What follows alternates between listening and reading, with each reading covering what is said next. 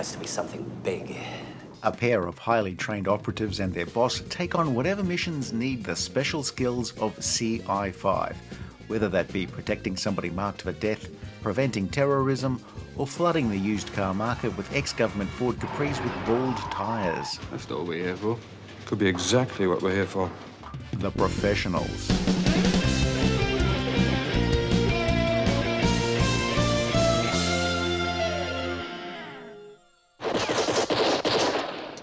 Bodie, Doyle, hold on a moment. The Professionals, created by Brian Clemens, originally ran on British television between the tail end of 1977 and early 1983. It was an action-packed series about operatives for fictitious British law enforcement agency CI5, who delved into... Just hang on, I'm telling him now. Well, whatever the hell they needed to delve into that particular week. Or something. The agency was led by hard-nosed George Cowley, with each episode following the exploits of his two best operatives, Bodie and Doyle. It was a show that was very popular with viewers of the day, and not just its perceived target demographic, which was drivers of base model Ford Escorts who used Doyle's RS2000 to win pub arguments with Vauxhall Viva drivers. Some reviewers of the day enjoyed the series' blend of action and drama, while others sometimes criticised the show for the level of violence, where the Professionals would become a bit of a punchline. There's a man acting suspiciously, standing in the middle of the street holding a bunch of red roses and talking to himself. However, for those who did enjoy the series, the Professionals stuck in the memory and would eventually find a place where it was hailed as a classic. This is a familiar story. Everything popular has to go through an unpopular phase before it becomes popular again. Obviously there are exceptions. Uncle Reg's bottling company once produced pickled prawns and chicken wings, and they were never popular, unless of course you'd been poisoned and badly needed an emetic. Stop it, you two. This is a serious business. On the surface, The Professionals was a British take on Starsky and Hutch, though more accurately, The Professionals was one commercial broadcaster's take on their commercial colleagues' hit cop series, The Sweeney. Buonasera.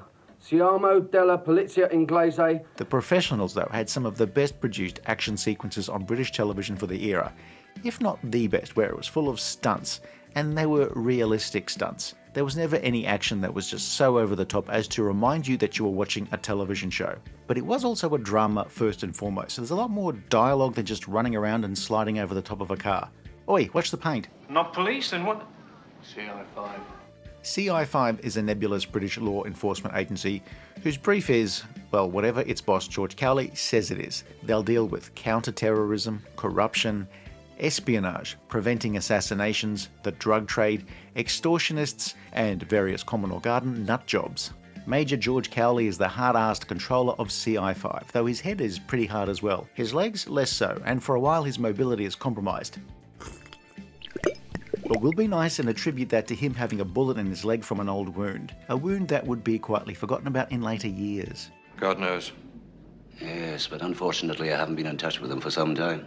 Gordon Jackson was an established character actor who appeared in dozens of movies, but in middle age he'd become a well-known face on television as a result of appearing in Upstairs, Downstairs. Cowley was a completely different character, but his softly spoken butler in Upstairs, Downstairs had made such an impression that some viewers found it very hard to accept him as a ruthless disciplinarian. That's the route. Find the links. Backtrack.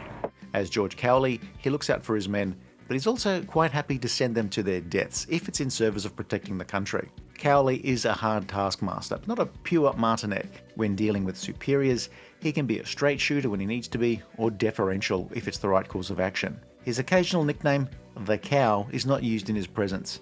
Cowley, of course, had been in wars. Which wars? Well, what have you got? He still has a limp from being shot in the leg. Now, I limped from the time that I stood barefoot on a broken bottle in a Lego factory. There are many episodes where Bodie and Doyle do a lot of the grunt work, while Cowley will glide in and out of offices and sitting rooms and will lay down some pretty powerful business with his spectacles, where they go on and they go off, on again, and then for good measure, off they come so that Cowley can stare into your soul.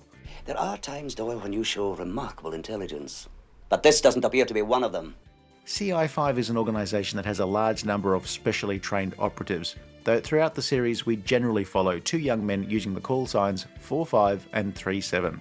To get into CI5, you need to be the best of the best. It's a hard life in CI5. The pay is lousy, the boss has possibly bugged your flat, people keep putting bombs in your car, and the chances of being killed on duty are higher than a stoned crop duster. Raymond Doyle was a lad from a rough town somewhere in the Midlands who'd joined the police, where he worked as a beat cop in a dodgy part of London. Ray was often a hothead, but also the sensitive one, who often recognised the downsides to his job. Martin Shaw was also the sensitive one who recognised the downside to his job. He'd been a rising star in Britain, but the professionals would make him the Martin Shaw, somebody who'd remained a major star for most of his career. He was generally quite vocal at the time about the lack of character development, to the point where he tried to leave the series almost immediately. I resign! You can't. Over time, Doyle would be seen to have interests in literature, the arts, and could even cook. Well, at the time that just meant he could make pasta, which was a big deal in 1980. Doyle was often the one who drew attention to the ramifications of his job, where it wasn't just the villains who ended up being hurt. Doyle's perm was Shaw's choice, as a way to differentiate himself from Lewis Collins. All I need now is a wig. Also, Doyle was pretty big on the power moves. What do you do now? A job? His offsider, Bodie, had a full name, William Andrew Philip Bodie, but was always just known as Bodie, possibly because calling him Bill Bodie would have sounded silly. But I don't quite see the connection. You don't have to. Bodie had been in the Merchant Navy, had been a mercenary in Africa, and a paratrooper and in the SAS, which does suggest his school's guidance counsellor was really indecisive. Bodie is a hard man, ready for action, though he's always the more disciplined of the pair in any crisis situation. Bodie is a smart aleck, always ready with a joke, but he was a character that the writers weren't shy of making him seem like just a little bit of an asshole at times. Still, watching his struggles gives one a certain masochistic pleasure. Lewis Collins had played in Merseyside bands in the 60s and eventually got into acting, where, like Shaw, he was becoming a known face in the industry. You can take your particularly good malt scotch and shove it up your Unlike his co-star, Lewis Collins really loved the action part of the series, where he was much more into the daredevil stuff. I'm CI5. What's the difference? Well, he's a technician, I'm an intellectual. While Doyle's wardrobe was almost always casual, Bodie's clothes would initially mix smart suits, loud sports coats, and very wide collars. Outfits that shout 1977 better than any copyright notice would. Bodie's gear would settle into a more casual and action-ready wardrobe, losing the wide collars and the wider flares, though it is possible the series costume department nearly caused a UK-wide polo neck shortage in 1979. What was he wearing? Bodie and Doyle sported various looks. Dennis the Menace, an indecisive man, boxing promoter, independent candidate for the seat of Basildon, apprentice lighting gaffer, wearing jackets made from picnic blankets, or a lie detector printout. Got down to the last three in a $6 Million Man spin-off, auditioning for Miami Vice, just lost driver's license, celebrating return of driver's license, and just lost driver's license again. Both of the series' young stars would perform many of their own stunts, and as such would also perform many of their own injuries. With so much running and jumping, fistfights and Ray Doyle's power moves, on-set accidents were unavoidable. What was avoidable? Lewis Collins going skydiving and injuring himself. The pair would be taught the basics of stunt fights and driving, and while the actors said that they did most of their fast driving, the producers would point to the stunt team who handled most of the really fast driving where you couldn't see the actors' faces. In some scenes, the cast were driving, and Martin Shaw in particular looks like an absolute traffic menace. I would totally not lend him my car, and if I worked for Hertz at the airport and he showed up to rent a car, I would absolutely make him triple his deposit. Oh, well. If you want to know why so many action series rarely run for more than a few years, a lot of it will come down to the physical toll on the leads, that mix of exhaustion from working hard and long hours, and the injuries from which you don't often have time to fully recuperate before having to perform more stunts, which again might mean another trip to A&E. Rinse and repeat. Look, I can totally sympathise.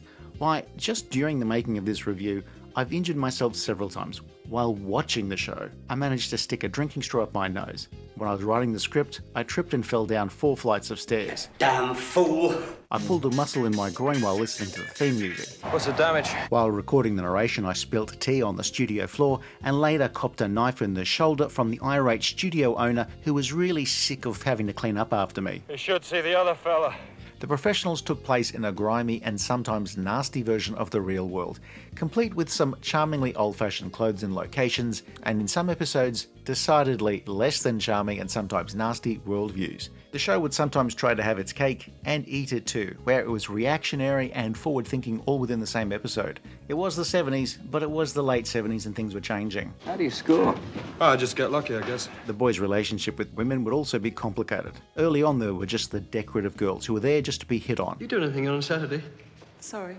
And then when they hired a proper actress, you knew one of the lads would fall in love, but there'd often be a scene where the love interest has to point out the many pitfalls of dating somebody in CI5. I want to know why. I don't know why. But there is another pitfall that's never addressed in the series. Oh, Ray, I do love you. The Professionals is a partial time capsule of the late 70s and early 80s, though it does often steer clear of referencing then current pop culture, though that's possibly down to the age of the writers rather than any policy. Oh, I've been doing a lot of practice down at the arcade lately on the Star Wars machine.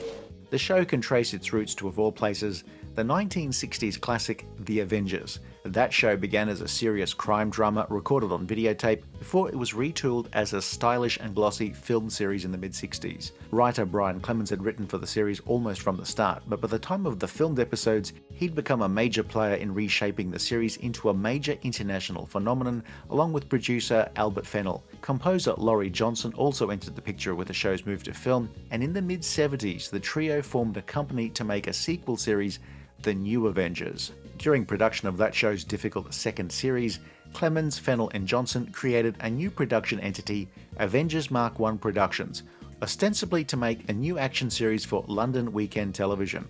At the time, London's single commercial channel was split between two broadcasters, Thames Television on weekdays and LWT on the weekends, meaning it was gravy time for composers of channel idents. Thames had a huge hit in the mid-70s with the hard-charging cop series The Sweeney, while London Weekend Television wanted something like it after The New Avengers would finish its run. Brian Clemens pitched two ideas, one which was just yet another police show, and another one about two operatives who are higher up the pecking order for law enforcement agencies. CI5's operating briefs were broad, though not as broad as Cousin Ted. God, he's such a dork. In practice, it was a mix of CID, Special Branch, the Flying Squad, and MI5, where the only thing they didn't seem to do was issue parking tickets. CI5. Thunder and Lightning Brigade. Various names for both the series and the main organisation depicted in it were kicked around, before settling on CI5 as the organisation and the Professionals as the show's title. The Action Squad, the Big A, the Squad. The new series would be made almost completely on location using 16mm cameras rather than 35mm that had been used on the Avengers and the New Avengers. 16mm cameras were much smaller and would be ideal for the fast turnaround needed for a series like this. And as they were so much lighter than the bulky 35mm cameras, you could mount a 16mm camera on the door of a Ford Escort and not end up on two wheels drawing circles in the ground like you were a massive compass. What's so funny? The show didn't use a traditional soundstage for interiors, but nor was it shot 100% on location. For the first run of episodes, an estate containing a manor house and some other buildings was rented as a production base. Production offices and editing facilities were set up inside, but its interiors and exteriors were also used as a number of locations in the first run of episodes, including many scenes set in CI5 headquarters. For later episodes, the production hub moved to premises in Wembley, while episodes were filmed at various locations in and around London. It's not giving us the whole story. Why the hell, just for once, can't it give us the whole story? That feeling of ultimate realism is what keeps the show feeling grounded, or in the realms of the possible, long after you've forgotten any real-world inspirations for the stories. Brian Clemens had intended to just write a few scripts to start things off and then get other writers in, but throughout the first year, the show's creator would muck in more and more. The day I cheer my men up, I'll know I'm ready for the scrap heap. A large part of the success or failure of any television series rests on casting. Would The Saint have been half as good if Sid James had been cast as Simon Templar? While the producers of The Professionals had their preferences for the leads, all three regular roles went to actors who were not the first choices for those roles. The two younger leads would eventually go to Martin Shaw as Doyle and Anthony Andrews as Bodie, though it was quickly realised that the pair did not work as their characters had been conceived. There was none of the friction between this version of Bodie and Doyle. One of them had to go. As Shaw was seen as the bigger potential star, Andrews was let go, not that it in any way harmed his subsequent career. Shaw had guest starred on an episode of The New Avengers as a villain who'd hired some muscle to help him settle an old score. During the making of that episode, he'd been paired up with another actor with whom he did not hit it off. They did not get on like a house on fire and would not have sent each other friend requests had such a thing existed at the time. As Shaw would tell it, this was mainly down to Collins' behaviour on set during the shooting of their New Avengers episode, Obsession. Hey, we should work together again. We're a good team. Come on. No. When it came time to find a replacement for Anthony Andrews, Lewis Collins was brought in and was quickly cast. According to Martin Shaw, he told Collins that he was against his casting but that they should try and patch it up and have fun together, where Collins replied by telling Shaw in no uncertain terms what he could go and do. It's not gonna be fun. That seems like a development that only Martin Shaw didn't see coming. That grit between the two main characters that Clemens was looking for was now in place. Bodie and Doyle were rarely at each other's throats unless it was part of the main plot, and in fact the characters' camaraderie shines through with their quick-fire banter. Hey, hang on a minute! Their off-screen animosity, indifference or even hostility towards each other doesn't really show up on screen, and the pair would reportedly mend fences years after the series ended. Now, I assume that is a metaphorical fence mending, otherwise that's a rather sad indictment of acting as a career choice. Gordon Jackson was more of a stabilising influence, somebody who suggested to Shaw to just do the job and be happy with some success. I must have thought we were beginners. They're giving us on some posing. The Professionals was a series made to be shown in pretty much any order, so there is next to nothing that carries over from episode to episode or refers back to previous episodes, or even builds on a plot from a previous episode. If there was such a link, it was very well hidden, much like the spare house keys I keep inside a tin of shoe polish on the bottom shelf in the shed. Of course, this does present a problem whenever I'm locked out of the house, mainly because I usually keep the key to the shed in the kitchen. Piece of cake, really, if you had the key. Yeah, it's bound to be under the mat. The way The Professionals kept its continuity relatively tight was by almost never veering away from any character sketches that had been written up before the show had begun production. Doyle had been a cop in London, Bodie had been in the army and had worked as a mercenary. Cowley had been in all the wars, but details are often left fuzzy. There are times when someone's history plays a role in the story, but very little is revealed in a way that would require other episode writers to alter their scripts to maintain established continuity. Bodie doesn't suddenly reveal a previously unmentioned stint as a trapeze artist, Doyle never played the accordion, and George Cowley was most definitely never employed as a butler. Now that is a scurrilous rumour put about by the KGB. They're trying to make a point, aren't they? I think they made it. Old friends will be introduced, old girlfriends or old enemies, but they're only ever mentioned in the episode in which they appeared. I am the best, the very best, and so, by all accounts, is he. Each series would have at least one episode where one of the characters was in love, or one of the main characters would be under suspicion or go rogue. So help me, Bodie, if you finish that neck lock, I'll shoot you dead. But in a way that would be completely wrapped up by the end of the episode with no continuing consequences. I understood you'd gone off duty. I had, sir. Despite the closed nature of episodes, where events in one installment would never affect another, this show is just enlivened by the cast. Shaw and Collins may not have been going on double dates together or on vacation together, but the relationship between Bodie and Doyle was a reason that even lesser episodes were always watchable. So I don't think they'd be too squeamish about blowing off the odd limb, do you? You're quite a persuasive talker when you want to be, aren't you?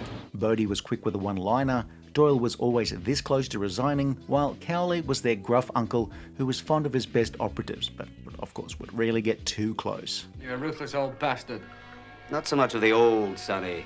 The first series debuted in Britain at the very end of December of 1977. Produced by Sidney Hayers, the first year was the one where the series came charging out of the gate. The first year has a high degree of action scenes and only occasional glimpses into the past of the three main characters. It also seems to have more of the series' most memorable plots. Bodie and Doyle stake out a bowling alley that turns out to be part of a plot to detonate a nuclear bomb. And off-duty Bodie and his girlfriend are being chased by German terrorists. A group of witnesses to an assassination are being picked off one by one. Cowley has to protect an old girlfriend. Bodie has to go up against some of his former mercenary colleagues. And Doyle opens an old case after meeting the daughter of the man he put away years ago. One episode, Klansman, was withdrawn from being screened in the UK over its depiction of racism. There are also a few duffers in that first batch. Everest was also conquered. But by and large, the bulk of them were great. The one thing that these early episodes don't do as well, fill in gaps, where Bodie and Doyle do feel like, as Martin Shaw would often say, violent puppets. The most disappointing part of watching this first series, the main vehicles used by Bodie, Doyle and Cowley were from British Leyland's fleet of reliable cars. And when they couldn't find any, they grabbed whatever Triumphs and Rovers were still running. And that's what makes it really funny. Fords popped up in a few episodes, and from season 2 on, the main CI5 crew drove Fords. Cowley was ferried about in his Ford Granada, Bodie had his Capri, while Doyle drove a Mark II Ford Escort in some episodes and moving to a Ford Capri in later series. Later seasons were produced by Raymond Menmuir, and there were a few changes under the hood.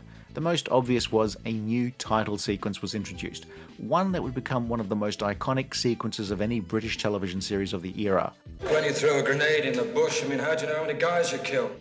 Bodie remained a hard man where he was a mix of smug pugilist and somebody who came off as a bit lazy, while Doyle would be shown to have other interests outside of driving cars into the curb. The Professionals was remembered for its action sequences, but these would only make up a small part of most episodes. A lot of the time, Bodie and Doyle would work a case that would follow clues, interview witnesses, and yes, it's a show that's quite dialogue heavy, some episodes more so than others. CI5. Doyle thinks he's killed DI Frank Burnside. In another, he beats up PC Ron Smollett. Bodie has a score to settle with some gang members. Know thine enemy. One of my favourite cliches. The pair would go undercover to foil a corrupt local police force, or protect various diplomats, deal with a CI5 agent who's gone into business for himself, that sort of thing. And while the show was still enjoyable, I found that the fires weren't burning quite as brightly as they had during the first season. Perhaps the novelty had just worn off. I think I might have worked that out. The Professionals settled into a routine. One week it was a cop show, the next week it was an anti-terrorist unit, then it was a spy series, they'd stop an assassination the following week, and then there was a nutter threatening to kill a lot of people. And then those plots would be on almost never-ending rotation. That's not to say that there aren't brilliant or memorable episodes, but from seasons 2 onwards, many of these installments do start to blend into one another. It went beyond that. Some viewers mistakenly thought CI5 was an actual organisation that existed, the same way that they believe that Santa's Workshop existed, or the Association of Satisfied Ryanair Customers. I don't know about that last one. This is not for us. Everybody has their favourite or least favourite episodes. The ones that I ended up enjoying were the ones where the plot wasn't something that any other cop show could just use with the names changed. Hence, I liked the ones that were more high concept, rather than being something that could also be an episode of The Sweeney with very few changes to the script. Oh, that's what it's all about. So I always found the basic cops and robber stories to be underwhelming, where even Bodie or Doyle would have to point out in the dialogue that that's not what they're supposed to be about. Oh, great! But as for some notable episodes from later series, The Madness of Mickey Hamilton guest starred Ian McDiarmid as a grieving father and widower who wants to kill as many doctors as he can. Blind Run is an action classic, being an episode of almost never-ending shootouts and car chases. Bodie and Doyle end up being decoys to draw fire away from a diplomat. Mixed doubles saw Bodie and Doyle go into training for a mission, while two assassins also go into training, preparing to go up against Bodie and Doyle. Foxhole on the Roof saw a freshly minted ex-con trying to extort money by shooting up a hospital. Later seasons of The Professionals will portray the darker side of British diplomacy and the rivalries between CI5 and less altruistic spy agencies. Probably thinks Latin America's a place where you speak Latin. Well, it is, isn't it?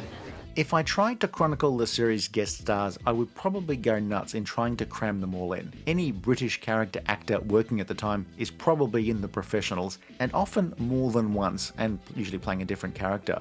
There are people you might recognise from various sitcoms or various drama series, but some of the fun ones to point out are Charles Dance, Pamela Stephenson, Pierce Brosnan, Ruby Wax, Linda LaPlante, and anybody who'd later star in The Bill. Another interesting side note, future James Bond director Martin Campbell directed several episodes of The Professionals. These are The Professionals.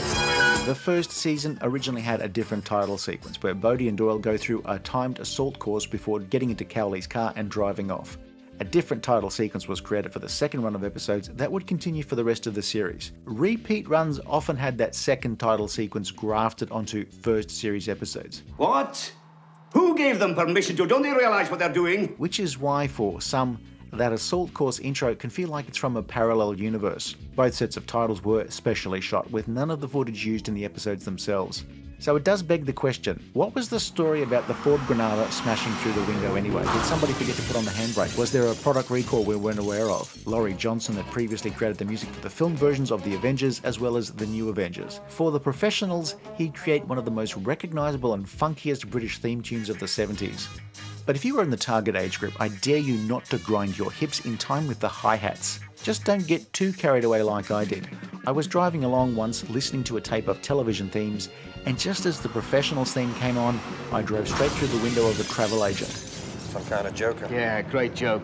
The Professionals was a show that was always on in the early to mid 80s, but I was more of a casual viewer. I would occasionally watch, but it wasn't something that I would go out of my way to watch. Where I lived, there had been some late night repeats in the early 90s, and that's where I ended up watching most of the series for the first time.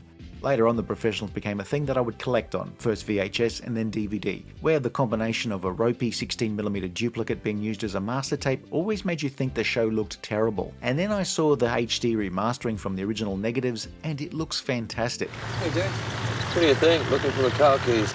The series was made in 5 filming blocks between 1977 and 1981, with the final batch of new episodes being screened in Britain in 1983. Episodes from different filming blocks were mixed and matched to form individual seasons or series. We're up against a fellow professional. The show had been a ratings hit for London weekend television, but it was also a relatively expensive show for such a small company to make. The shorter final filming block coincided with the end of the cast's contracts, by which time both Martin Shaw and Lewis Collins had said that they were done with the show, even if it had been renewed. Yeah, mission over, is it? Mission accomplished. The bad blood behind the scenes seemed to linger for several years, with Martin Shaw often painted by British newspapers and some of his colleagues as blocking repeats of the show once the original contractual stipulations for repeats had expired. Now we come to the funny bit. Shaw would publicly say it was down to stalled negotiations over repeat fees. The papers would say it was because he didn't want to be associated with the series because he was a serious actor. It's a fairly common syndrome. I've come across it before. The truth is likely a mix of those points of view, though the lack of UK repeats for a long time may have contributed to the series taking longer to tick over into profit. There are lots of interviews with the cast posted on YouTube where you can see how it was a bit of a he said, Shaw said deal. That wasn't necessary. Both of the leads have implied in interviews that their original contracts did not in any way reflect the series' success. Yeah, well, either way, it doesn't involve us anymore. On screen, though, the acting from all 3 of the leads is never less than excellent. Even if they were unhappy, there's a level of energy that's just electric. Every time I see that ugly face, it makes me feel so incredibly handsome. See you, mate. Eventually, though, all impediments towards repeats were put away, and The Professionals has just been one of those things that you could turn on the television and occasionally there would be The Professionals. Outside of the UK, The Professionals had a very successful life in most places where it was screened. Great, that's the alternative. Brilliant. When the series ended, the actors went on to other projects. You're a professional beggar. Out. Get out of Croxton. Like many actors in Britain, Lewis Collins had an unsuccessful audition for James Bond, but would star in the SAS drama Who Dares Wins, as a character that was incredibly similar to Bodie. He'd eventually leave acting altogether.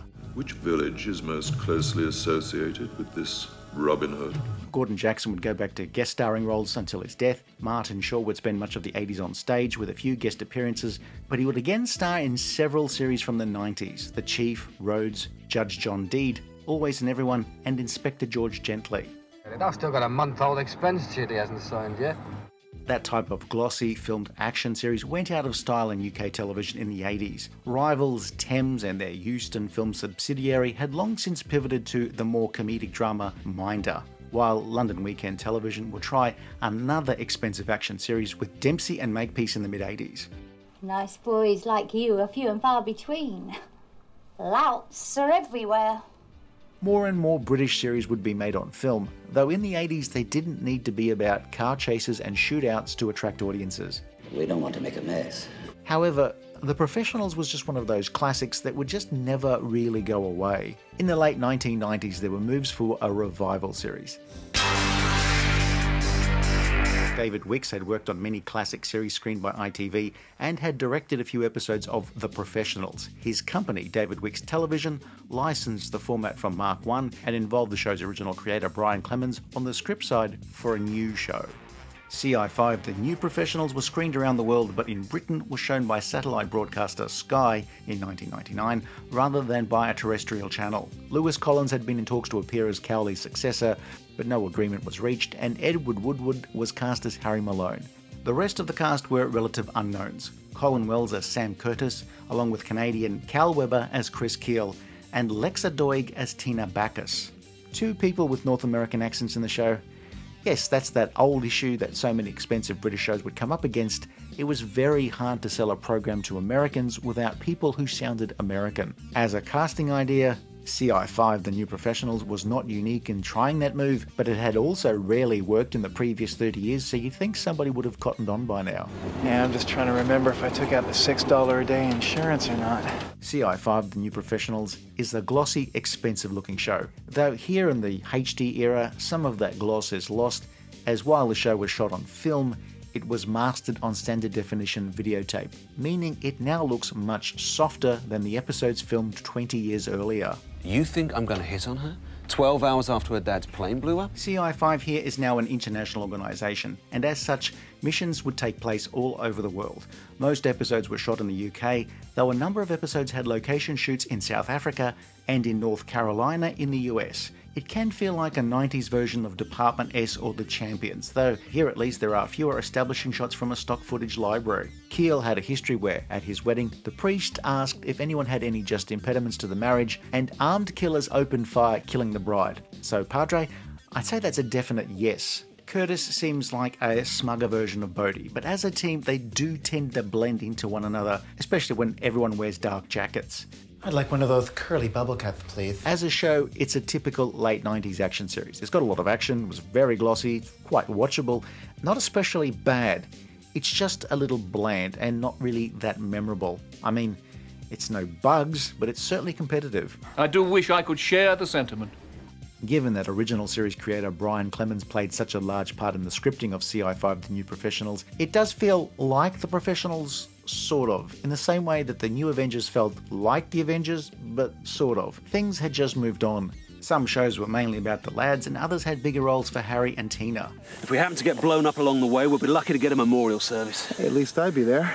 As written, Keel and Curtis are meant to be inseparable, as in, you would need a surgeon who specialised in separating conjoined twins to be able to tell them apart. Now I bet the hot rollers don't sound so stupid now, do they? After the series, Wells and Weber weren't quite as visible as the rest of the cast.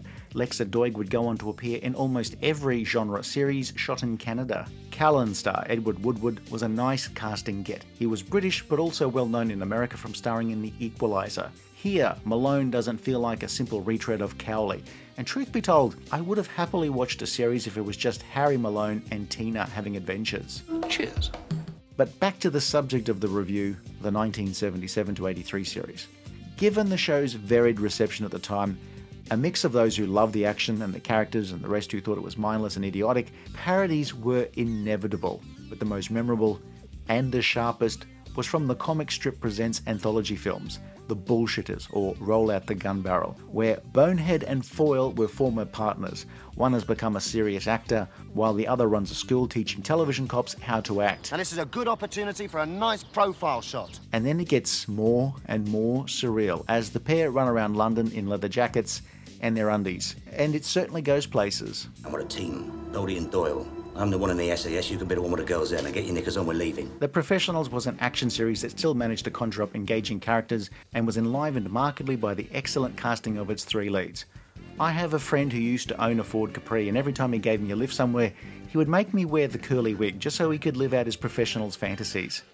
If you enjoyed this review, please like and subscribe, leave a comment below, or check out some of our other videos.